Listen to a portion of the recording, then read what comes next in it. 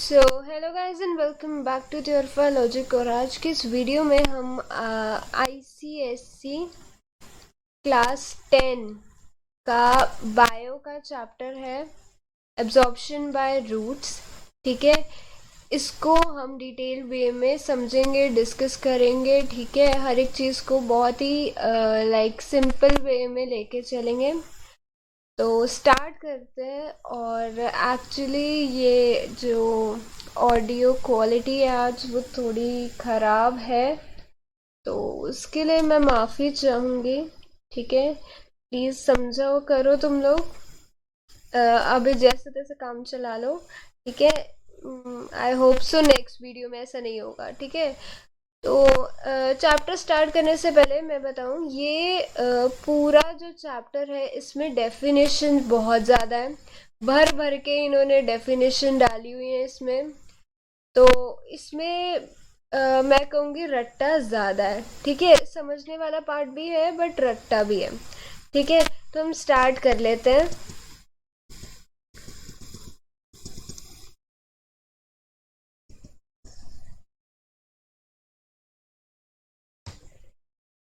ठीक है, तो सबसे पहले आता है रूट। देखो, पेड़ होता है ना, तो पेड़ एक खड़ा ही तभी वो हो पाता है जब उसके रूट्स मजबूत होते है ना। तो रूट एक बहुत रूट सबसे ज्यादा इम्पोर्टेंट पार्ट है एक प्लांट का, एक पेड़ का, एक ट्री का, जिसका भी तुम बोलो। ठीक है, तो रूट जो है वो अगर स्ट्रांग होगी तो वो ट्री भी स्ट्रांग होगा, वो प्लांट भी स्ट्रांग होगा। तो रूट का काम क्या है कि वो प्लांट को फिक्स रखता है। ओके, ठीक है, प्लांट को फिक्स रखता है। देन वो सॉइल में से वाटर और मिनरल न्यूट्रिएंट्स जो है वो अब्जॉर्ब करता है। अब चैप्टर ये है कि ये सॉइल और सॉइल में से वाटर और मिनरल अब्जॉर्ब कैसे करता है। ठीक है, तो उसको हम समझते हैं। तो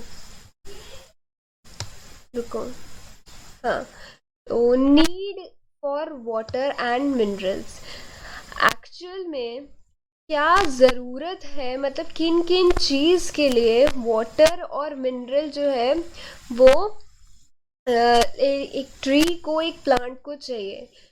तो उसके पीछे जो कारण है वो है फोटोसिंथेसिस। देखो, फोटोसिंथेसिस जब लाइक एक पेड़, जैसे हमें जीने के लिए खाना चाहिए। ठीक है, हम जी रहे हैं तो हमें एनर्जी के लिए खाना खाना है। तो उनको भी जिंदा रहने के लिए अपना फूड वो खुद बनाते हैं। तो फोटोसिंथेसिस में उनको एनर्जी चाहिए, और जिसमें वाटर और मिनरल्स का बहुत ही इम्पोर्टेंट रोल होता है। Then comes transpiration. ट्रांसपीरेशन एक प्रोसेस है जिसमें वाटर लॉस होता है, उस वजह से भी स्वेटिंग। ट्रांसपीरेशन अगर बोले तो स्वेटिंग है ट्री का। तो इसमें क्या है कि वाटर जो एब्जॉर्ब होता है उसका बहुत कम पार्ट जो है बचता है एब्जॉर्ब होने के बाद, जो कि यूटिलाइज हो सके, और उसको ये ट्रांसपीरेशन में भी यूज करते हैं। ठीक है, उसके बाद ट्रांसपोर्टेशन। जब एक प्लांट, ठीक है, सॉइल में से एक रूट में से, सॉरी, जो रूट है वो सॉइल में से मिनरल लेके जाता है ऊपर। तो उसमें दो तरह के टिश्यूज होते हैं। कौन सा? एक होता है हमारा जाइलम और एक होता है फ्लोएम। ठीक है, जाइलम का काम है पानी ऊपर लेके जाना, एंड फ्लोएम का काम है न्यूट्रिएंट्स या मिनरल्स ऊपर लेके जाना। ठीक है, तो ये जो फ्लोएम है और ये जो जाइलम है, ये वाटर और न्यूट्रिएंट्स को ट्रांसपोर्ट करते हैं। ये इंश्योर करते हैं कि लाइक वाटर और न्यूट्रिएंट हर एक जगह तक पहुंचे, हर एक लीफ के टिप तक पहुंचे। ठीक है, देन उसके बाद आता है मैकेनिकल स्टिफनेस। मैकेनिकल स्टिफनेस भी एक प्रोसेस है जिसमें कि प्लांट को वाटर और मिनरल की बहुत ज़्यादा ज़रूरत होती है। ठीक है, आगे चलते हैं। देन एक रूट की क्या क्या खासियत होनी चाहिए, उसके क्या क्या कैरेक्टरिस्टिक्स होने चाहिए ताकि वो वाटर को जो है एब्जॉर्ब कर सके। तो सबसे पहला है कि huge surface area provided by the rootlets and root hairs. ठीक है, रूट यहाँ देखो, ये यहाँ पे रूट स्टार्टिंग है, ये जो है ये है तुम्हारा रूटलेट, और ये जो यहाँ पे है ये तुम्हारे आगे रूट हेयर। ठीक है, देन उसके बाद सेकंड जो पॉइंट है वो है कि root hair contain cell sap. Root hair में जो सेल होते हैं उसके अंदर जो भी लाइक यहाँ पे कंटेंट होता है उसको सेल सैप बोलते। ठीक है, सेल सैप बोलते हैं जो जिसका कि कॉन्सेंट्रेशन जो है हायर होता है सराउंडिंग वाटर से। जो यहाँ पे सॉइल में जितना भी वाटर है उससे हायर कॉन्सेंट्रेशन होता है सेल सैप का। ठीक है, उसके बाद रूट हेयर्स की जो है बहुत ही थिन वॉल्स होती है, इसको मैं अभी नहीं एक्सप्लेन करूंगी, इसको अभी हम थोड़ी देर में एक्सप्लेन करते हैं जब ये वाला और ये वाला पॉइंट एक्सप्लेन कर दूंगी मैं। ठीक है, तो सबसे पहले जो कि हमने अभी पढ़ा फर्स्ट पॉइंट कि बहुत ज़्यादा सरफेस एरिया होता है रूटलेट्स और रूट हेयर्स। तो enormous surface area of roots. ठीक है, roots have very thick branch of rootlets, each rootlet have hundreds of root hairs. ठीक है, अब यहाँ देखो, ये रूट है और इसकी बहुत थिक थिक ब्रांचेस है कि नहीं, है ना।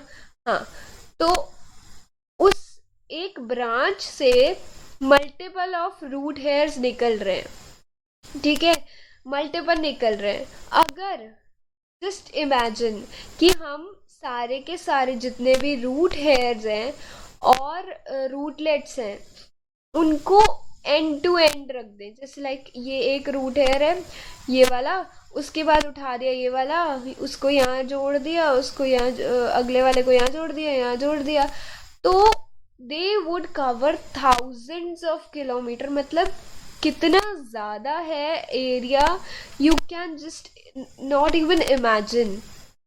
ठीक है, तो इतना ज़्यादा एरिया है, इतना ज़्यादा सरफेस एरिया है जिसकी वजह से roots are capable of absorbing water. ठीक है, अब उसके बाद root hair contain cell sap of higher concentration. ठीक है, root hairs are the extensions of epidermal cells. जो एपिडर्मल सेल्स होते हैं उसकी एक्सटेंशन होती है। ठीक है, they contain large vacuoles filled with a solution called cell sap. हाँ, तो ये एक प्लांट सेल है। ठीक है, उसके बाद इसमें सेल वॉल होती है। सेल वॉल के बाद में यहाँ पर जो है साइटोप्लाज्म होता है। ठीक है, रुको इसको सही से ड्रॉ करने दो। ये सेल वॉल, सेल मेम्ब्रेन, अब इसमें कहीं वैक्यूल्स होते हैं, वैक्यूल्स के अंदर तुम्हारा होता है सेल सैप। ठीक है, सेल सैप होता है। अब वो सेल सैप जो है उसकी कॉन्सेंट्रेशन बहुत हाई होता है। ठीक है, तो उसमें कुछ सॉल्ट्स डिजॉल्व होते हैं, इसकी वजह से उसका कॉन्सेंट्रेशन हायर हो जाता है। और जो सराउंडिंग वाटर है, अब जैसे मान लो कि ये एक रूट हेयर का एक सेल है, अब यहाँ पर सराउंडिंग में वाटर है। ठीक है, ये सारे मान लो कि वाटर मॉलिक्यूल्स हैं। ठीक है, मान लो, तो अगर ये वाटर मॉलिक्यूल्स हैं और इसका कॉन्सेंट्रेशन हायर है, तो इधर के जो वाटर मॉलिक्यूल्स हैं वो इधर के वाटर मॉलिक्यूल्स के बराबर होने चाहिए। इस वजह से वाटर जो है वो इसके अंदर चला जाएगा। ठीक है, वाटर इसके अंदर चला जाएगा। ये एक पूरी प्रोसेस है जिसको हम अभी डिटेल्ड में समझेंगे। ठीक है, यही तो है मेन जो है वो इस चैप्टर में यही है। ठीक है, तो ये एक बहुत ही इम्पोर्टेंट रिक्वायरमेंट है ताकि जो रूट है स्पेसिफिकली वो बाहर से पानी अंदर एब्जॉर्ब कर सके। ओके, आगे चलते हैं। Root hairs have thin walls. तो रूट जो है उनकी वॉल्स भी बहुत थिन होती हैं। रूट हेयर के दो आउटर लेयर होते हैं, एक होती है सेल वॉल और एक होती है सेल मेम्ब्रेन। ठीक है, ये होती है सेल वॉल और ये होती है सेल मेम्ब्रेन।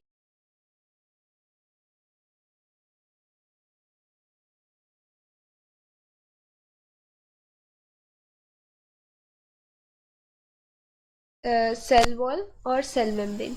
सेल वॉल जो होती है वो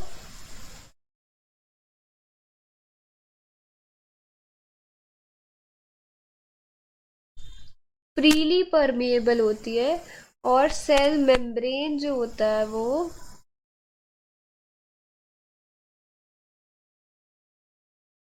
सेमी परमेएबल होता है।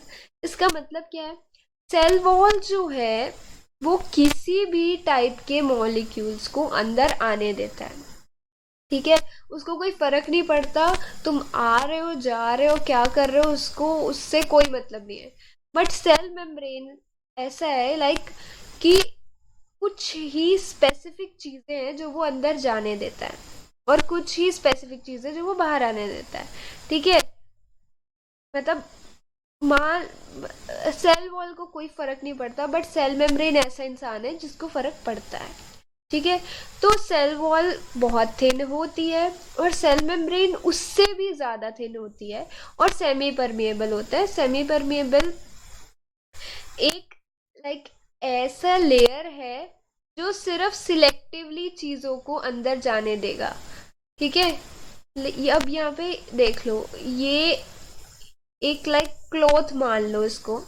ठीक है, तो ये क्लॉथ है, तो जितने बड़े इसमें ये छेद हैं ये सिर्फ उन्हीं साइज के पार्टिकल्स को इससे पास थ्रू होने देगा।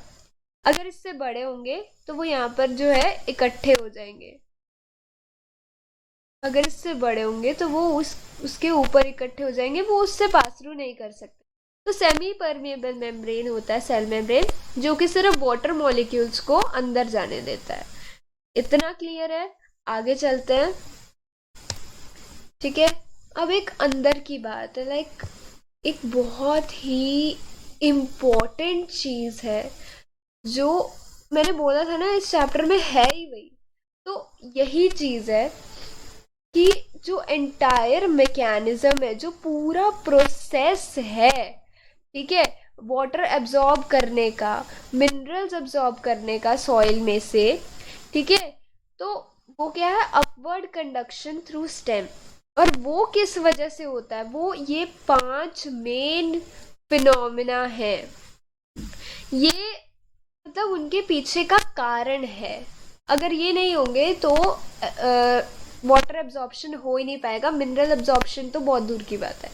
ठीक है, तो सबसे पहला इम्बाइबिशन, फिर डिफ्यूजन, फिर ऑस्मोसिस, फिर एक्टिव ट्रांसपोर्ट, फिर टर्जिडिटी और फ्लैसिडिटी। ठीक है, ये एक प्रोसेस से ज्यादा टर्म है। ठीक है, बाकी ये चार जिसमें से ये दो तो बहुत ही ज्यादा इंपॉर्टेंट है और ये 4 भी इंपॉर्टेंट है। ठीक है, आगे चलते हैं। सबसे पहला process imbibition. Imbibition is the phenomena by which the living or dead plant cells absorb water by surface attraction. ठीक है, लिविंग सेल हो चाहे डेड सेल हो, ठीक है, वो वाटर एब्जॉर्ब करता है सरफेस अट्रैक्शन से। इसका मेन वर्ड जो है वो है सरफेस अट्रैक्शन। अगर तुमसे डेफिनेशन पूछी जाए सीधा सीधा यही छाप के आ जाना, बट ये वर्ड बिल्कुल मत भूलना, अगर ये वर्ड नहीं होगा तो तुम्हें मार्क्स नहीं मिलेंगे, ठीक है। Then substances made up of cellulose और प्रोटीन आर हाइड्रोफिलिक। हाइड्रोफिलिक मतलब कि जो कि लाइक स्ट्रॉन्ग एफिनिटी रखते हैं वाटर के लिए। ये जो है वाटर या फिर मॉइस्चर इम्बाइब करते हैं और स्वेल हो जाते हैं। इम्बाइबिशन का देखो सबसे अच्छा एग्जाम्पल क्या है कि जब सर्दियाँ आती हैं, जब विंटर आता है, तो हमारे घर के जो दरवाजे हैं, डोर्स हैं, वो स्वेल अप हो जाते हैं। वो स्वेल अप क्यों होते हैं? वो स्वेल अप होते हैं, उसका रीजन है इम्बाइबिशन। इम्बाइब कर लेते हैं वो वाटर को, मॉइस्चर को। एक्चुअल में वो एयर में से वाटर मॉलिक्यूल्स को इम्बाइब कर लेते हैं। क्या है इसमें? क्या हम उसको गीला कर रहे हैं? नहीं कर रहे, पर फिर भी जो डोर्स है वो स्वेल अप हो जाते हैं, फूल जाते हैं, मोटे हो जाते हैं, बंद नहीं होते, है ना, यही होता है ना। तो इम्बाइबिशन एक रीजन है कि ये क्यों होता है। और देखो डोर्स जो है वो एक नॉन लिविंग थिंग है, ठीक है, उसमें जो सेल्स है वो डेड सेल्स है, तो सरफेस अट्रैक्शन से वो एब्जॉर्ब कर लेते हैं। क्वेश्चन में आ सकता है ये डोर्स वाला, ठीक है। आगे चलते हैं। Then diffusion. भाई ये प्रोसेस बहुत इंपॉर्टेंट है, ठीक है। डिफ्यूजन क्या है? Diffusion is the free movement of molecules of a substance from the region of their higher concentration to the region of their lower concentration। मैं फिर से एक बार बोल रही हूँ, मुझे पता है आवाज़ सही से नहीं आ रही है, पर तुम्हें काम चलाना पड़ेगा, ठीक है। तो मतलब you have to tolerate higher concentration to the region of their lower concentration when the two are in direct contact। अब ये क्यों, ये कैसे होता है? ये मॉलिक्यूल्स जो है वो कहीं भी आते जाते, ठीक है, कहीं भी आते जाते हैं, बट हायर कॉन्सेंट्रेशन से लोअर कॉन्सेंट्रेशन में होना चाहिए, ठीक है। हायर कॉन्सेंट्रेशन से लोअर कॉन्सेंट्रेशन में होना चाहिए। हायर कॉन्सेंट्रेशन क्या होता है? जहां पर जो सब्सटेंस के मॉलिक्यूल्स हैं, हायर कॉन्सेंट्रेशन क्या होता है? जहां पर सब्सटेंस के जो मॉलिक्यूल्स है वो ज्यादा है, ठीक है। अब रुको, ये मैं एक एग्जांपल देती हूँ। देखो परफ्यूम होता है, सब यूज करते हैं, परफ्यूम होता है, सब यूज करते हैं। अब ये मान लो एक रूम है, रूम के एक कोने में तुम खड़े हो, वहां पर तुमने जो है परफ्यूम लगा ली, और मम्मी खड़े हैं यहाँ पे, ठीक है, रूम के दूसरे कोने में, और कुछ काम कर रही है, ठीक है, तुम्हें देख नहीं रही और तुमने परफ्यूम लगा लिया, ठीक है। अब इस एरिया में तुम्हारे आसपास परफ्यूम के मॉलिक्यूल्स जो हैं वो ज्यादा हो जाएंगे, इकट्ठे हो जाएंगे, और बाकी जो रूम का एरिया है वहां पर परफ्यूम के मॉलिक्यूल्स बहुत बहुत बहुत कम है, ठीक है। तो यहाँ से ये जो रीजन है जहां पर मॉलिक्यूल ज्यादा है परफ्यूम, उससे उस रीजन में जाने शुरू हो जाएंगे जिस रीजन में लाइक परफ्यूम के मॉलिक्यूल्स जो हैं वो कम है। अब यहाँ पर इस एरिया की एयर जो है वो इस एरिया की एयर के डायरेक्ट कांटेक्ट में है, उसके बीच में कोई बैरियर नहीं है, और इस वजह से परफ्यूम की स्मेल कहीं ना कहीं यहाँ तक पहुंच जाएगी, और मम्मी जो है वो फिर, तुम्हें पता है इसके आगे मैं नहीं बोलूंगी, ठीक है। तो ऐसे ही होता है यहाँ पर, लाइक अगर कॉन्सेंट्रेटेड है कोई चीज़ तो वो हर एक डायरेक्शन में, ठीक है, हर एक डायरेक्शन में जाएगी। ओके, बट वहां पर जहां पर कॉन्सेंट्रेशन उस चीज की लोअर है, और ये तभी होगा जब वो डायरेक्ट कॉन्टैक्ट में होंगे। ओके, अब उसके बाद है ऑस्मोसिस। ये तो भाई बहुत ही इंपॉर्टेंट है, ये डिफ्यूजन से भी बहुत ज्यादा है। तो osmosis is the movement of water molecules. Osmosis मतलब नाम ही वाटर मॉलिक्यूल्स के लिए रखा गया है, ठीक है, from the region of higher concentration to the region of lower concentration through a semi permeable membrane. कौन सा membrane? Semi permeable membrane. Simple सी बात कहें तो ऑस्मोसिस जो है वो है diffusion of water molecules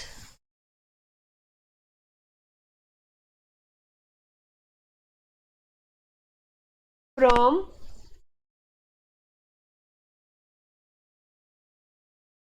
region of their higher concentration to region of their lower concentration through a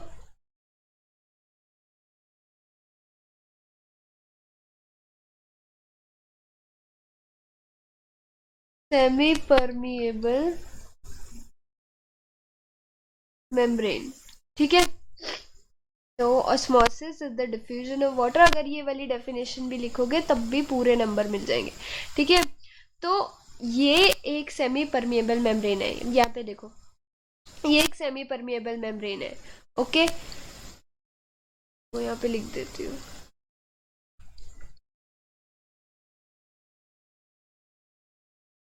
ये एक सेमी परमिएबल मेम्ब्रेन है।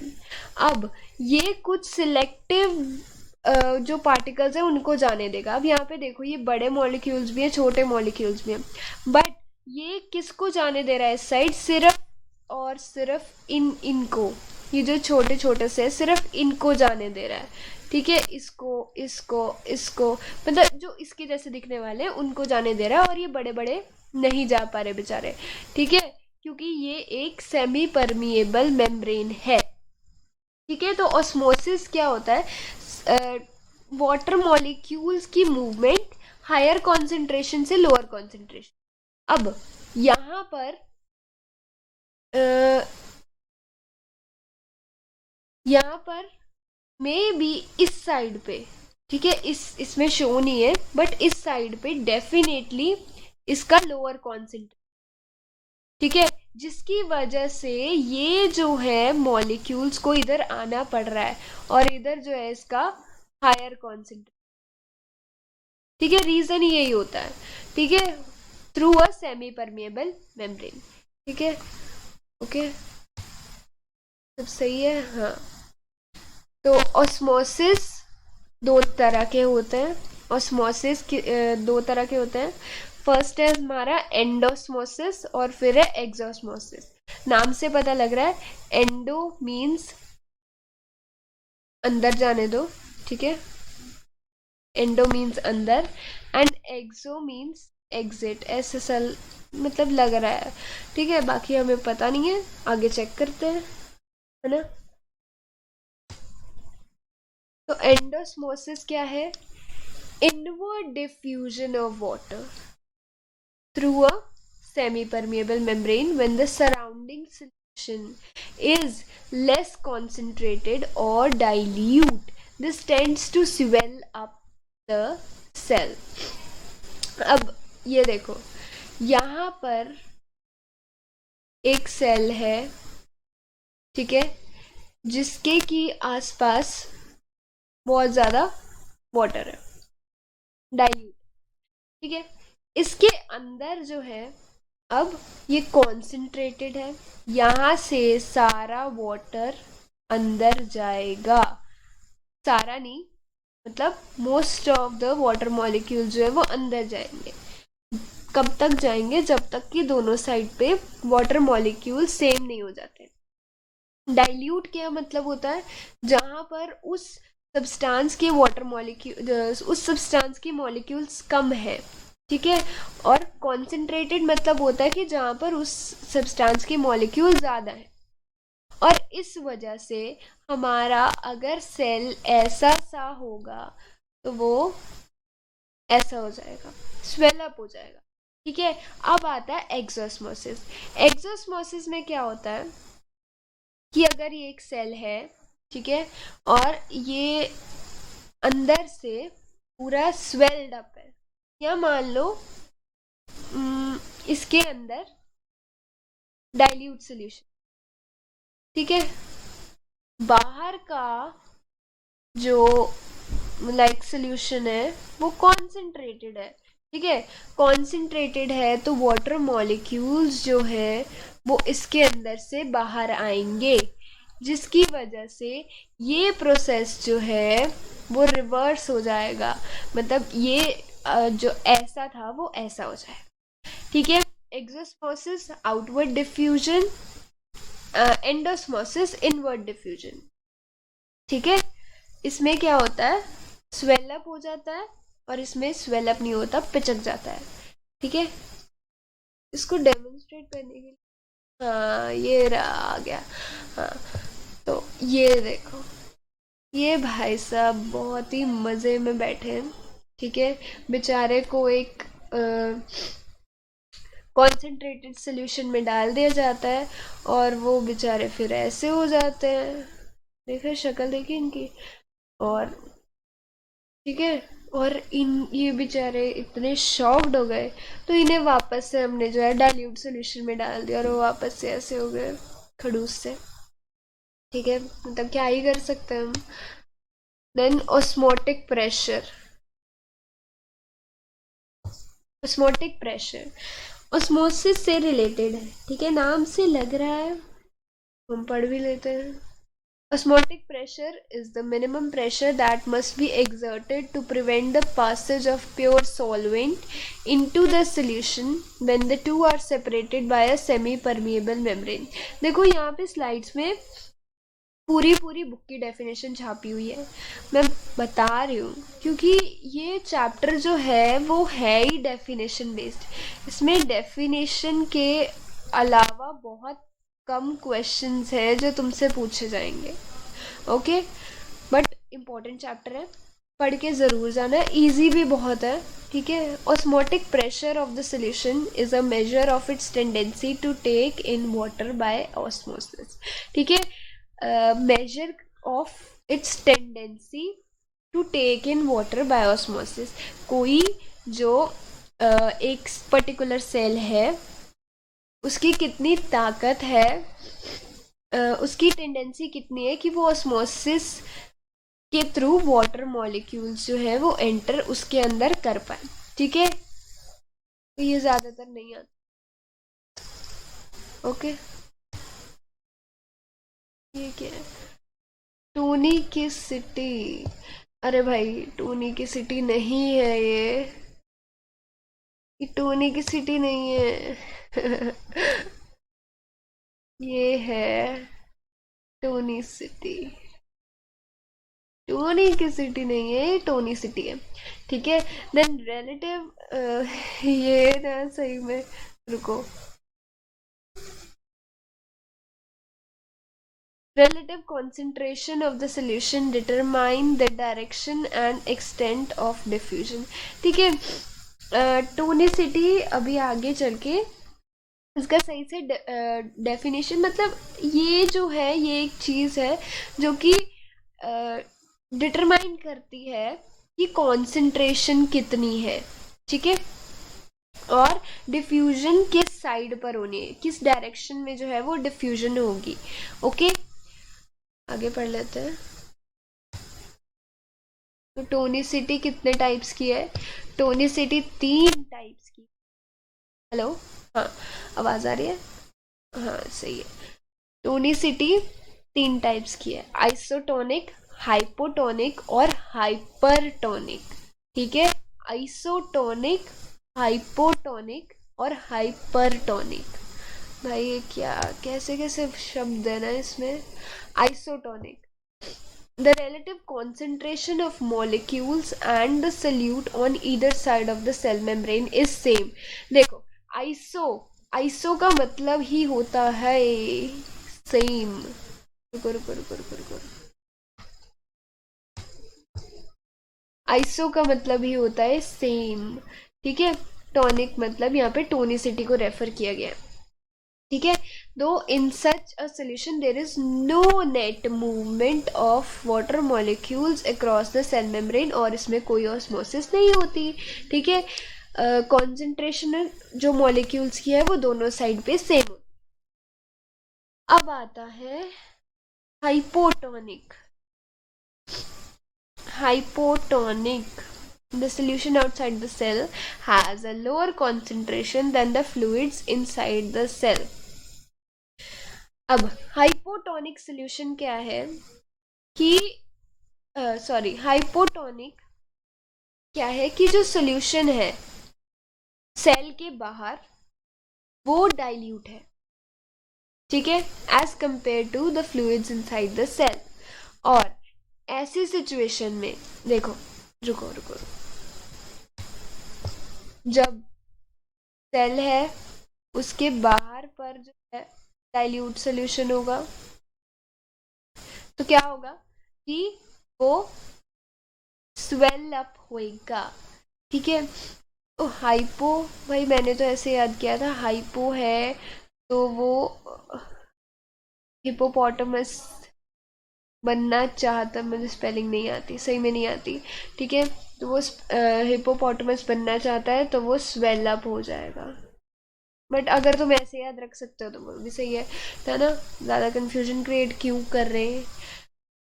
तो as a result molecules from outside will move into the cell, ठीक है, और इसमें क्या होगा, एंडोस्मोसिस होगा। देन हाइपरटोनिक सोल्यूशन है तो उसमें क्या है कि जो आउटसाइड वाले सेल, जो सॉल्यूशन आउटसाइड है सेल के बाहर है, उसमें एज कंपेरेटिवली वो कॉन्सेंट्रेटेड होगा, ठीक है। तो इसमें क्या होगा, एक्सोस्मोसिस होगा, ठीक है। ये सॉल्यूशन है, यहाँ हमारा सेल पड़ा है, यहाँ पे जो सॉल्यूशन है कॉन्सेंट्रेटेड है, तो ऑब्वियसली क्या होगा, बाहर जाएगा सब कुछ, सब कुछ नहीं, वाटर, ठीक है। Then active transport. Active transport is the passage of substance, salt or ion from its lower to higher concentration through a living cell membrane using energy from the cell। Active transport is in a direction opposite to that of diffusion। अब active transport क्या है, diffusion के opposite direction में, कि जहाँ पर concentration कम है वहां से हायर कॉन्सेंट्रेशन में सॉल्ट या फिर आयन जो है वो ट्रैवल कर रहा है लिविंग सेल मेम्ब्रेन में, जहां पर की एनर्जी भी यूज हो रही है। एक्टिव ट्रांसपोर्ट में मेन चीज जो है वो है कि एनर्जी यूज हो रही है। ओके, आगे पढ़ लेते हैं। सर्टेन न्यूट्रिएंट्स के नॉट, ये देखो फिर अपना मतलब थोबड़ा दिखाने आ गए। Certain nutrients cannot pass through the cell membrane of the root cells easily। This is because their concentration is higher inside the root cells। Okay, तो कुछ न्यूट्रिएंट्स है वो सेल मेम्ब्रेन के थ्रू पास नहीं कर पाते। तो ऐसा क्यों है कि जो कॉन्सेंट्रेशन है रूट सेल्स के अंदर वो कम है, ठीक है, और जो कॉन्सेंट्रेशन बाहर है वो हायर है।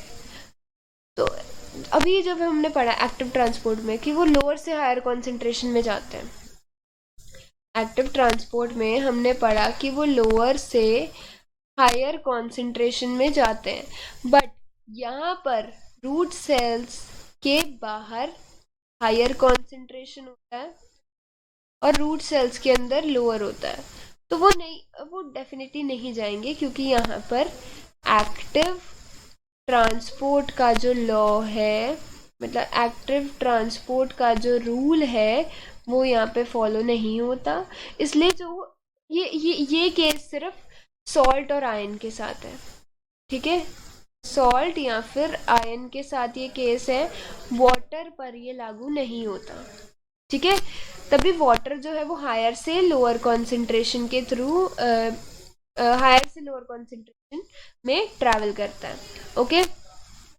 Maintained in order to develop osmotic pressure, ये होता क्यों है, ताकि ऑस्मोटिक प्रेशर बना रहे और वाटर एब्जॉर्ब हो सके, ठीक है।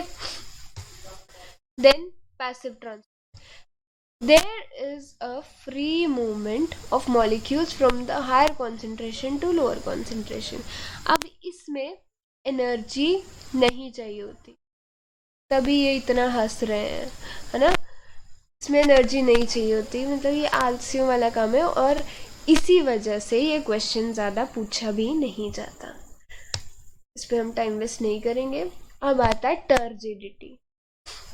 तो एक बार, सिर्फ एक बार इसको देख लो और तुम्हें पता लग जाएगा। टर्जिड वर्ड जो होता है उसका मतलब होता है कि the state of a cell in which the cell wall is rigid, जहां पर सेल वॉल एकदम रिजिड है, ठीक है। वैसे गोल नहीं होते प्लांट सेल, यार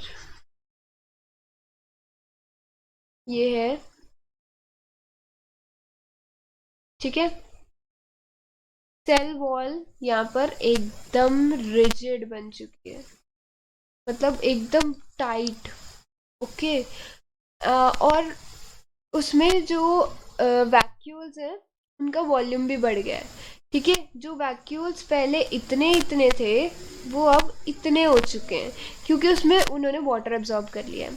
the cell is then said to be turgid. Turgid मतलब है कि वो सेल अब और ज़्यादा वाटर ऑक्यूपाई नहीं कर सकता, ही इज की बस मुझे माफ़ करो, ठीक है। ऐसी हालत हो जाती है उसकी, ओके। Then plasmolysis.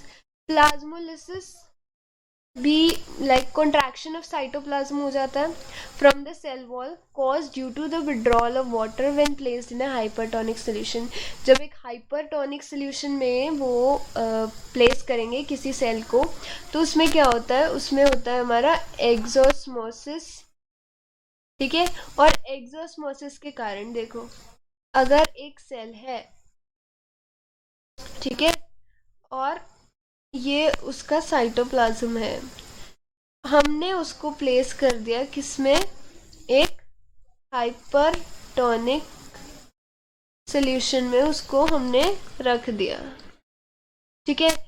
अब उस सेल की हालत कैसी होगी।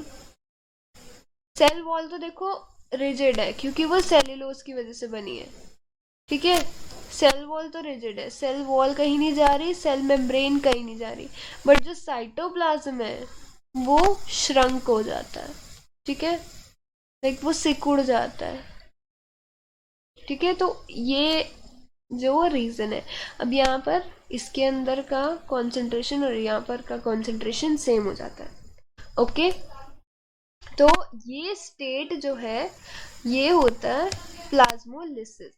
Flaccidity, condition in which the cell content is shrunken as the cell is no more tight, जहाँ पर सेल कंटेंट बिल्कुल ही श्रंक हो जाता है, जहाँ पर सेल बिल्कुल भी टाइट नहीं रह जाता, ठीक है। वो स्टेट जो है वो होती है हमारी फ्लैसिडिटी, वो स्टेट हमारी होती है फ्लैसिडिटी, जहाँ पर सेल की हालत ऐसी सी हो जाती है, okay. Then turgor pressure and wall pressure. Turgor pressure, turgor pressure क्या होता है, जो pressure exerted by cell contents on the cell wall. अब ये सेल वॉल है, ये सेल मेम्ब्रेन है, और ये उसके अंदर कोई उसके कंटेंट्स है, ठीक है, सेल के अंदर जो भी होता है, ठीक है, वो सब है। अब इनके थ्रू कुछ प्रेशर होगा जो यहाँ पर लग रहा होगा, ठीक है। कुछ कुछ तो थोड़ा बहुत प्रेशर जो है जो यहाँ लग रहा होगा, ये प्रेशर जो है ये होता है टर्गर प्रेशर, ठीक है, ये होता है क्या, turgor pressure. Then wall pressure क्या होता है, देखो न्यूटन के लॉ के हिसाब से, ये थोड़ा फिजिक्स है कोई ना, तो न्यूटन के लॉ के हिसाब से अगर कोई फोर्स है, कोई फोर्स किसी चीज पे लग रहा है तो उसका रिएक्शन फोर्स जरूर लगता है। ठीक है, तो जब यहाँ से प्रेशर लगेगा तो वॉल के थ्रू भी जो है प्रेशर एक्सर्ट होगा, वॉल भी जो है वो प्रेशर एक्सर्ट करेगी। ठीक है, तो वो होता है वॉल प्रेशर और ये होता है turgor pressure. Okay, then next पे चलते हैं। टर्जिडिटी क्या काम आती है प्लांट्स के, टर्जिडिटी एक्चुअल में उसका यूज क्या है टर्जिडिटी का, तो टर्जिडिटी जो है वो रिजिडिटी प्रोवाइड करती है सॉफ्ट टिश्यूज को जो कि लीव्स में प्रेजेंट होते हैं। ठीक है, टर्जिडिटी रिजिडिटी देती है। Then turgor pressure helps to push through hard ground, जब कोई सीडलिंग प्लांट बनना शुरू होता है तो वो इस ग्राउंड से ऊपर आता है, तो इस ग्राउंड से ऊपर आने में हेल्प करता है कौन, तुम्हारा टर्गर प्रेशर। ठीक है, टर्गर तुम्हारा हेल्प करता है। Then turgor in the root cells build up root pressure, root pressure भी रूट सेल्स में बिल्डअप होता है टर्गर प्रेशर के कारण। Then turgor helps in opening and closing of stomata, stomata जो है वो खुलता कब है, जब ये टर्जिड नहीं होते। ठीक है, जब ये टर्जिड नहीं होते तो इस वजह से, और जब ये टर्जिड होते हैं, जब इसमें वाटर लाइक फिल हो जाता है तब ये क्या होता है, टर्जिड होता है, तब स्टोमेटा जो है वो क्लोज होता है। ठीक है,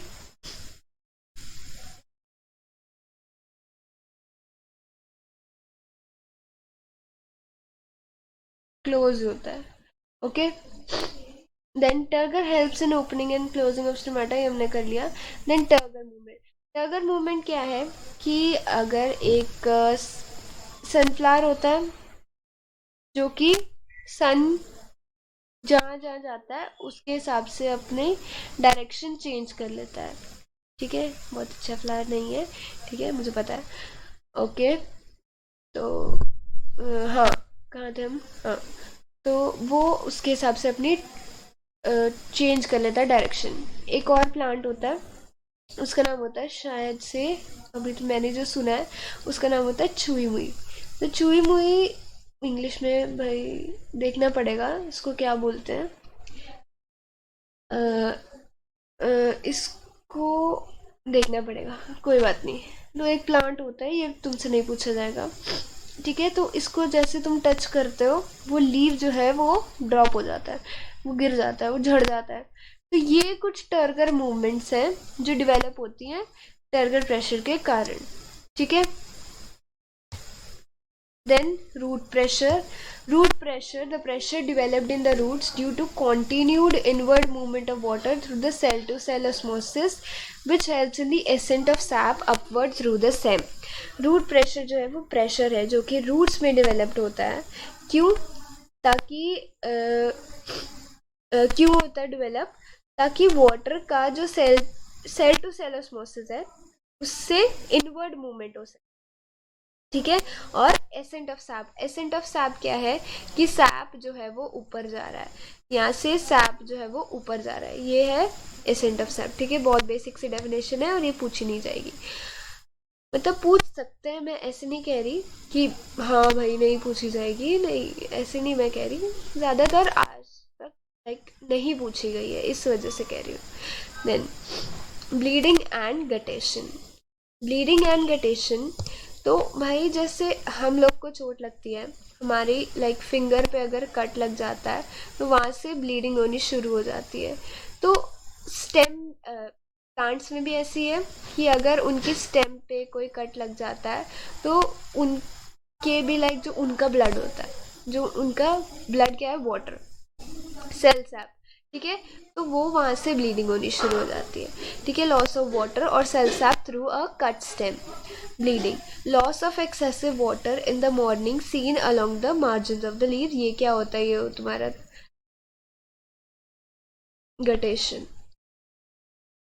ठीक है, जब सुबह बहुत अर्ली मॉर्निंग में जो लीव्स होते हैं उसके यहाँ साइड साइड पे छोटे छोटे ड्रॉपलेट्स होते हैं वाटर के। ये जो ड्रॉपलेट्स हैं ये ट्रांसपीरेशन के बाद जो लॉस ऑफ वाटर होता है ये वो होता है। ठीक है, then forces contributing to ascent of sap. क्या क्या वो फोर्सेस हैं जो एसेंट ऑफ सैप में कंट्रीब्यूट करते हैं? तो रूट प्रेशर, ठीक है, then capillarity and narrow diameter. Root pressure तो देखो कारण ही है, देन कैपिलरिटी और नैरो डायमीटर में अब तुम्हारे पास दो वेसल है। ठीक है, एक ये है, ठीक है, और एक ये है। ये ब्रॉड है ना, ये ब्रॉड है और ये नैरो है। ठीक है, ये चौड़ी है और ये पतली है। अब इसमें भी मान लो 10 ml आता है और इसमें भी 10 ml आता है, बट इसमें जब 10 ml आएगा तो वो यहाँ तक पे आएगा, बट इसमें जो 10 ml आएगा यहाँ तक आएगा। मीन्स कि अगर पतला है डायमीटर तो वो जल्दी हाइट पे पहुंचेगा, अगर पतला नहीं है तो वो जल्दी हाइट पे नहीं पहुंचेगा। और जितना ऊपर जितनी जल्दी पहुंच सके उतना अच्छा है प्लांट के लिए, क्योंकि इस साइड में डायरेक्शन क्या है ट्रांसपोर्टेशन की, इस साइड पे। तो जब ऊपर जाए हर एक लीव तक पहुंचाना है, एंड लीव तक पहुंचाना है, तो उसके लिए ऊपर लेके जाना है जल्दी से जल्दी। उसके बाद आता है ट्रांसपीरेशन पुल। जो ट्रांसपीरेशन होती है लीव्स के थ्रू, स्टोमेटा के थ्रू, उसका भी एक पुल होता है जो कि अपनी तरफ खींचता है। देन एडिशन भी होता है जो कि एसेंट ऑफ सैप में कंट्रीब्यूट करता है। फाइन, तो अब जाते जाते एक बात सुनते जाओ कि इस चैप्टर में बहुत से इम्पोर्टेंट क्वेश्चंस है। ठीक है, बहुत इम्पोर्टेंट क्वेश्चंस भी है जो कि तुम्हारी सेलिना में नहीं गिवन है। ठीक है, और जो आ चुके हैं बोर्ड एग्जाम में। तो ऐसे क्वेश्चन मैं इस वीडियो को ज़्यादा लंबा ना करते हुए तुम्हारे डिस्क्रिप्शन, इस वीडियो के डिस्क्रिप्शन में जो है जितने क्वेश्चन मेरे से हो सकते हैं, ठीक है, उतने ढूंढ कर, ठीक है, उतने PYQs हैं, चाहे MCQs हैं, चाहे सब्जेक्टिव है, चाहे ऑब्जेक्टिव है, जिस भी टाइप का क्वेश्चन है मैं इस वीडियो के डिस्क्रिप्शन में सारे के सारे क्वेश्चन जो है वो डाल दूंगी। ठीक है, और वहाँ से तुम कर लेना। और इसके साथ ही चैप्टर भी फिनिश होता है, हमारी प्रैक्टिस भी हो जाएगी। ठीक है, एक बार डिस्क्रिप्शन में देख लेना, वहाँ से क्वेश्चंस मिल जाएंगे। और अगर आंसर ना क्लियर हो तो मैं लाइक कमेंट कर देना नीचे। ठीक है, और ऐसे ही सपोर्ट करते रहो ताकि हम तुम्हारे लिए और ज़्यादा अच्छा कंटेंट ला सकें और तुम्हारी बोर्ड की प्रिपरेशन में कोई भी कमी ना रह जाए। तो रखते हैं आज के इस वीडियो में इतने ही, मिलते हैं अपकमिंग वीडियोस में। तब तक के लिए happy learning, keep practising, all the best. ठीक है, बोर्ड्स के लिए तुम्हारे अब अब आज नवंबर चल रहा है अभी, तो मुश्किल से 90 डेज रह गए हैं तुम्हारे बोर्ड एग्ज़ाम्स के लिए। 2023 का जो बोर्ड एग्ज़ाम है उसके लिए मुश्किल से 90 डेज रह गए हैं। और मैं बोलूँगी अब पढ़ाई को लेके सीरियस हो जाओ। अभी भी काफ़ी टाइम है, यू कैन प्रिपेयर। तो ठीक है, बाकी तुम्हारे पे डिपेंड करता है। 90 डेज कम भी है, ज़्यादा भी है, इनफ भी है, और बाकी तुम्हें देखना है, प्रैक्टिस करो उस हिसाब से। और ऑल द बेस्ट। तो बाय बाय।